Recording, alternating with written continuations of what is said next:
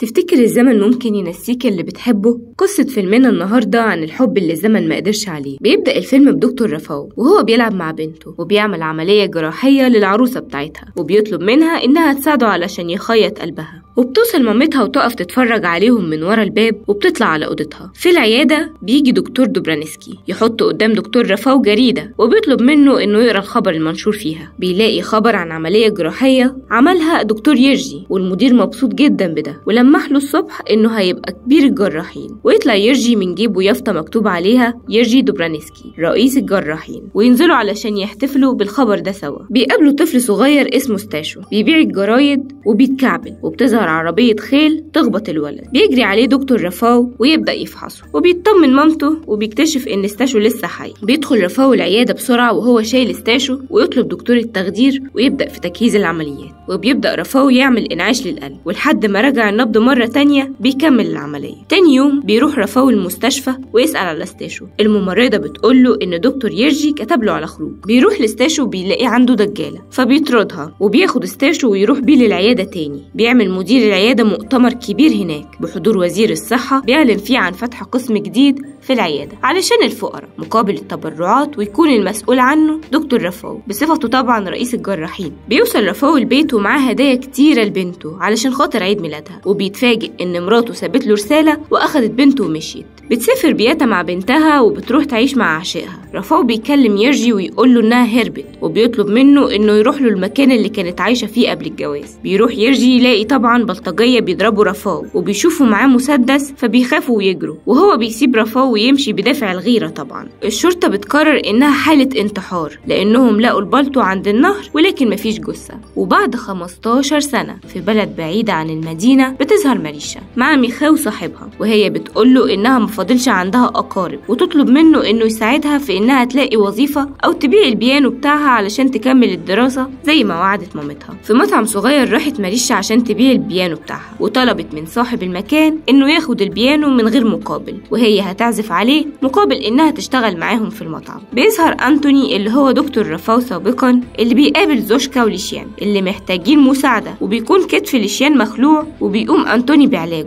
وبيروح بعدها يشتغل مع زوشكا في الطحونة وهو مش فاكر أي حاجة عن ماضيه. وفي المطعم كان في حفلة رقص وكان لشيك ولي العهد وصاحبه البارون موجودين هناك، وتراهنوا مين اللي يخلي ماريشا تعجب بيه. بيروح لشيك يتكلم معاها ويقول لها إنه معجب، ولكنها بتقوله إن هي عارفة بالرهان. بيعتذر لشيك لماريشا ولكن هي مش هتقبل اعتذاره. بعدها بيقع على ميخاو شجرة ويروح المستشفى، وماريشا بتروح قصر الكونت علشان خاطر تطلب منهم المساعدة، ولكن الأم بتطردها. لكن لشيك بيخرج وراها من القصر ويقنعها إنهم ياخدوا دكتور بافليسكي علشان يعمل العملية لميخاو. بيروح أنتوني عند ميخاو علشان يساعد في علاجه، ولكن ماريشا بتطرده لأنها بتفتكره دجال. لشيك بيوعدها إنه هيطمن على ميخاو ويعزمها على السينما. بتبدأ ماريشا تقابل لشيك وتتعلق بيه شوية بشوية، وفي نفس الوقت بتبدأ الناس تتردد على بيت أنتوني علشان يعالجها. بيفك ميخاو الجبس ويحاول يمشي ولكنه معرفش، وهنا يكتشفوا إن العملية فشلت.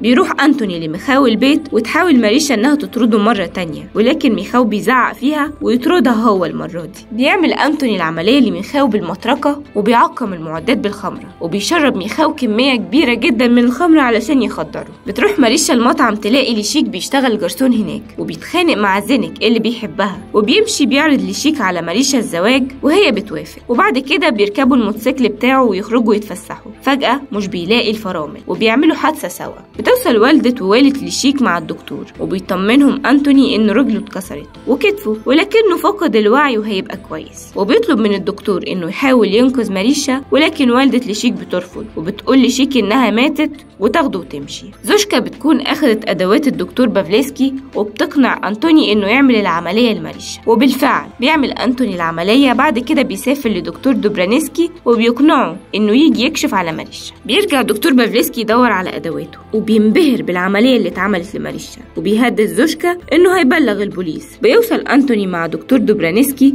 وبيكشف على ماريشا وبتفوق وبتسأل على ليشيك وبيطمنها عليه. دكتور دوبرانسكي بيطلب من زوشكا إنها لو لاحظت أي تغيير على أنتوني أو افتكر أي حاجة تكلمه. وفي المستشفى بتحاول والدة ليشيك تقنعه إنها تحسسه بذنب موت ماريشا وتطلب منه إنه ينساها ويستقر ويتجوز. بتبدأ ماريشا تتعافى وبتكتب رسائل لليشيك وبتروح القصر، بتقابل الخادم وبيبلغها إنه موصلوش الرسالة، فبتسيب له الخاتم في جواب وبتمشي. والد ليشيك بيشوف الجواب وبيلاقي الخاتم جواه وبيدور ويلاقي باقي الرسائل، فبيتصل بيه وبيبلغه إن ماريشا لسه عايشة. والدة ليشيك بتروح المطعم لماريشا وتعرض عليها فلوس علشان تسافر، ولما بترفض بتهددها إنها هتبلغ الشرطة عن أنتوني بتهمة سرقة أدوات دكتور بافلسكي. بيروح أنتوني لماريشا علشان يودعها قبل ما يسلم نفسه، فبتكون هي قررت إنها تسافر علشان تنقذه من السجن. وبيرجع ليشيك وقتها من السفر علشان يطمن على ماريشا، يلاقيها سايبة رسالة إنها هتسافر. وبيروح أنتوني القسم ويصمم يسلم نفسه. بيدور ليشيك عليها في محطة القطر